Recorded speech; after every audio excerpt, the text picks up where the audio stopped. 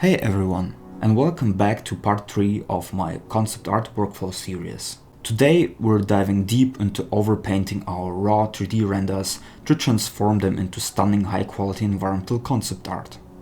Let's jump into using those render passes we previously exported from our 3D program. Those are like magic tools, but for concept art. First up, the Z-depth pass, as this is probably the most versatile one. It helps creating a sense of depth in your scene, like atmospheric haze in the distance. And it's also super handy for selecting specific areas to paint on. Next we have the position pass. This one focuses on the Y direction, which is perfect for adding ground fog or making selections, similar to the Z-depth pass. The ID or material pass is another selection powerhouse. It lets you choose objects based on their material, making it a real time saver when you need to focus on specific areas. The normal shading pass.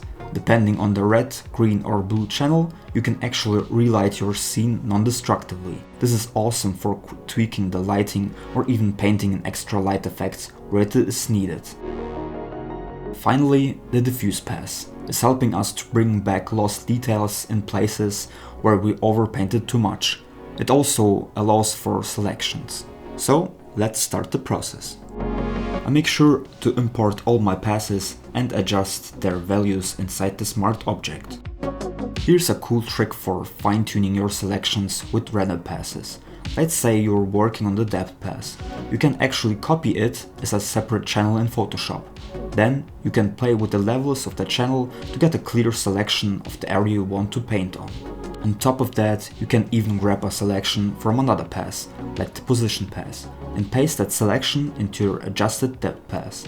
This lets you combine the strengths of different passes for even more precise control. It lets you create a hazy distance effect super fast, all without bogging down your 3D program with fancy volumetric fog.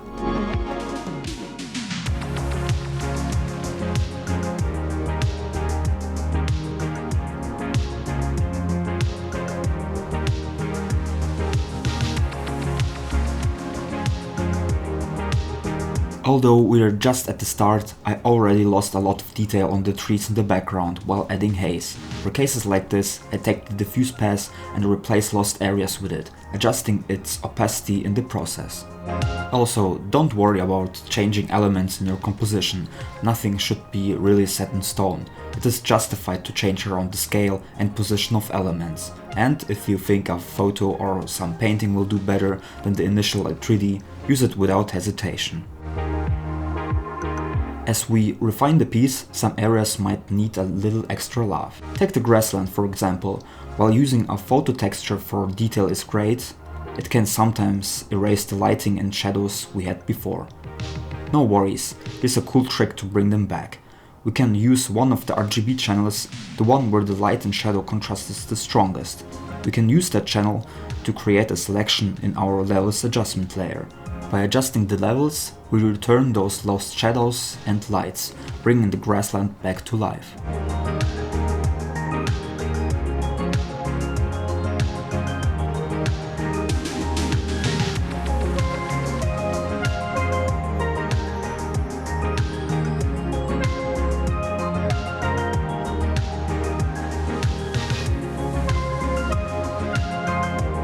The forests are looking good overall, but you can clearly tell that they are 3D.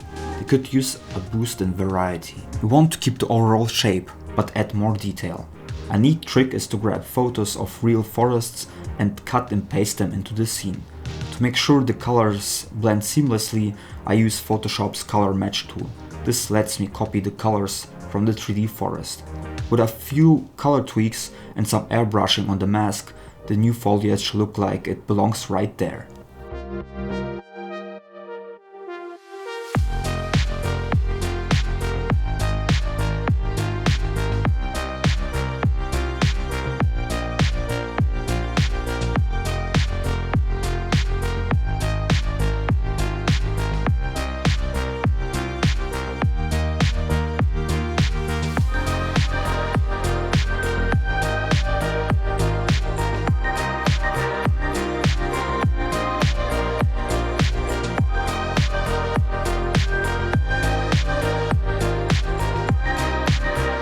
Now, to keep things cohesive, I like to add some atmosphere with color gradients in these areas.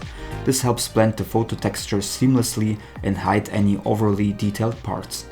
Remember, we're aiming for a consistent level of detail throughout the whole piece.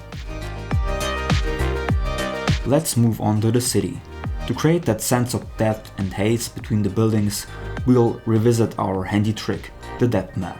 Remember how we used it before? This time we'll use it to select specific areas and brush in some atmospheric haze to make the city feel vast and immersive. We build it up layer by layer.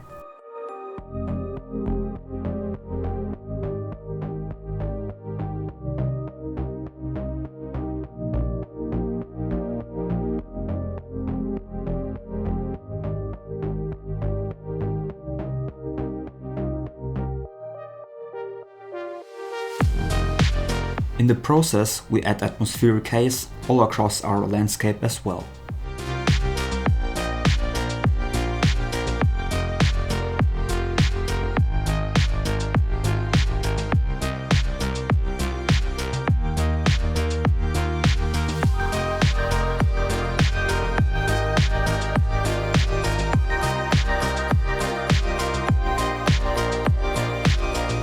To really bring the city to life, I'm going to use some custom brushes. These brushes will help me add all sorts of cool details to the skyline, like antennas, water towers and construction cranes. They'll also help me add some storytelling elements, hinting at the world and its activities.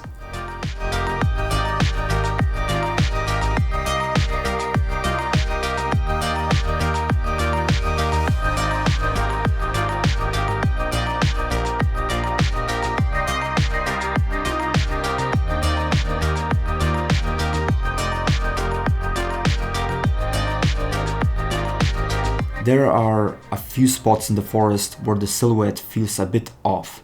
We can fix that. Just like with the city, I'm going to use my custom brushes to paint in some additional trees. To make these new areas blend in seamlessly, I'll use the clone stamp tool. This lets me copy and paste details from other parts of the forest, giving the extension a natural look.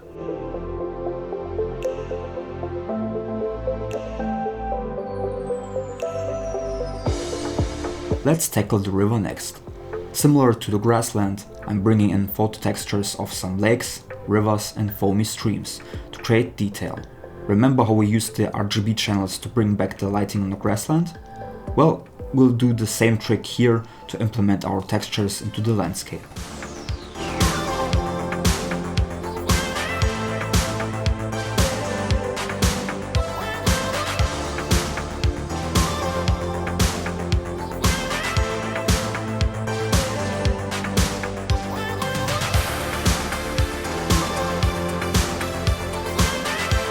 I felt like the trees were still a bit too contrasty.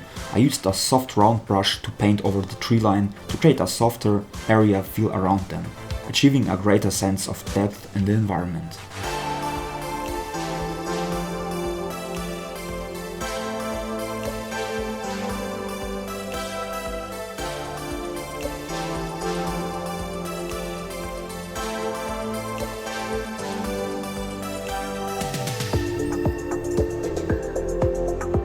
Let's make those radio towers pop a bit more. To add some realism, I'm going to add red warning lights. I can cut these out from photos and then use layer options to adjust them seamlessly.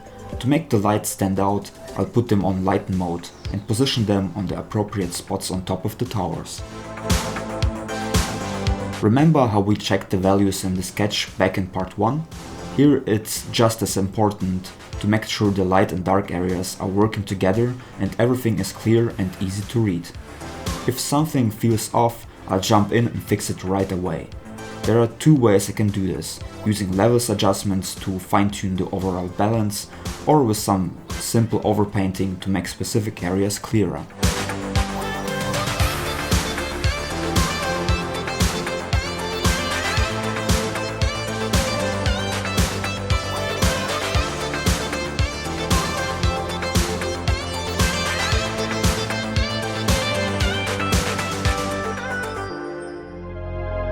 For some of the far off areas, especially the really small ones, photos might be a bit too much detail. Here we can actually paint in certain elements by hand. Take these farms for example. By manually painting in details like walkways and fields, I can improve their visibility without going overboard. As we keep working on the overall scene, we can identify areas that might benefit from further refinement. The river is a prime example. It lacks that sense of movement and dynamism you'd expect from flowing water. To address this, I'll be using photo textures once again. I'm looking for textures specifically featuring foamy streams. Those textures will help us adding that missing element of movement and energy to the water, making it feel more alive and realistic. I use layer options to clean up the texture and set it to screen or lighten for a seamless blend.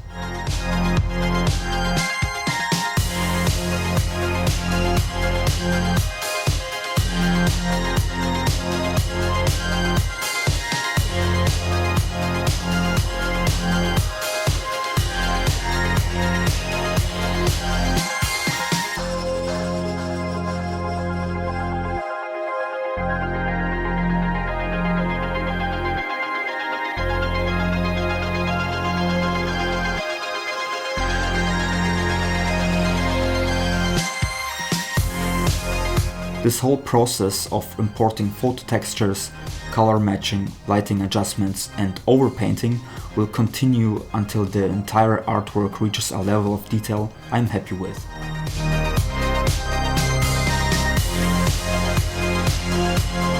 Let's take a closer look at the foreground here, specifically the shore. To add some extra detail and to bring this area to life, I used photo textures of rocks and even some people enjoying a swim in the river. The key here is to make sure these textures blend seamlessly into the environment. That's why I had to adjust the lighting and shadows on the textures themselves. By softening the highlights, I made it look partially covered by shade, which helps to match the lighting to the rest of the scene. I repeated this process on the other side of the river as well. For the traffic on the highway, I went back to 3D and rendered out a bunch of cars, duplicated along a spline and rendered it out with an alpha channel, allowing me to place the cars into the scene without much problem. Some work on the lighting and they're in place perfectly. I noticed that the people were a bit off scale. I decided to adjust their size and overpaint other areas to cover up holes from that action.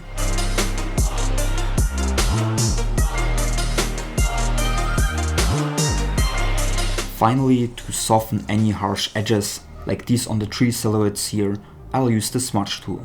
This helps create a smoother and more natural look. To really set the mood, let's color correct our artwork. Remember how we color corrected the sketch in part 1 to evoke a tense detective story vibe? We'll do the same here. I'm using the camera raw filter for precise adjustments along with some additional lookup tables to give the scene a specific color palette. Just like in the sketch, we'll focus on yellows, greens and blues to create a sense of unease and mystery. Now to add that final polish. We'll bring everything together with some post-process magic. We are talking light bloom for a touch of atmosphere, tiny highlights to make things sparkle, and a depth of field blur to draw the viewer's eye. A subtle vignette will darken the edges, and a hint of chromatic aberration will add a touch of realism. Don't forget some strategic noise in the shadows. It mimics the grain you would see in a real photograph. Finally, a sprinkle of the sharpen filter and voila! Our environmental concept art is complete. Making this video series has been a blast, and I hope you enjoyed learning about my workflow as well. I'd love to hear your thoughts on the final piece. Feel free to leave any questions you have about the overpainting process in the comments below. And while you're there, check out these close-up shots to see how it all came together. If you enjoyed it, be sure to give it a thumbs up and subscribe for more creative content like this. See you next time.